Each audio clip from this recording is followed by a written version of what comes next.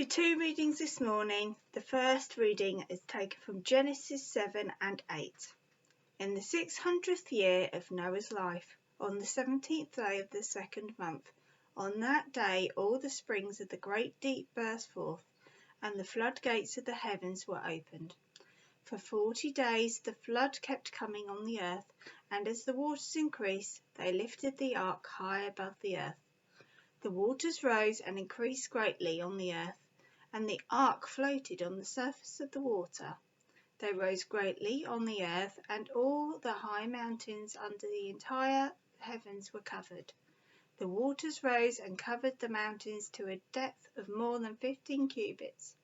Every living thing that moved on land perished: birds, livestock, wild animals, all the creatures that swarm over the earth, and all mankind. Everything on dry land that had the breath of life in its nostrils died. Every living thing on the face of the earth was wiped out: people and animals, and the creatures that move along the ground, and the birds were wiped from the earth. Only Noah was left, and those with him in the ark. The waters flooded the earth for 150 days.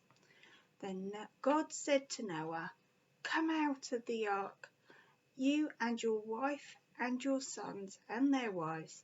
Bring out every kind of living creature that is with you, the birds, the animals, and all the creatures that move along the ground, so they can multiply on the earth and be fruitful and increase in number on it." The second reading is taken from Luke chapter 22, verses 14 to 23.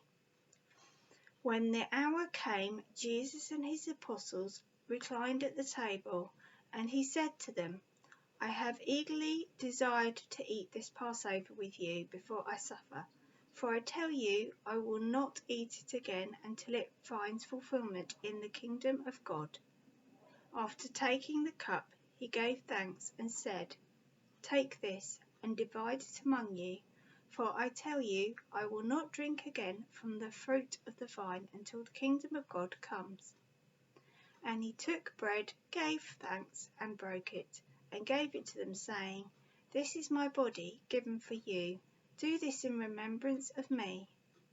In the same way, after the supper, he took the cup, saying, "This cup is the new covenant in my blood, which is poured out for you. But the hand of him who is going to betray me is with mine on the table. The Son of Man will go as it has been decreed.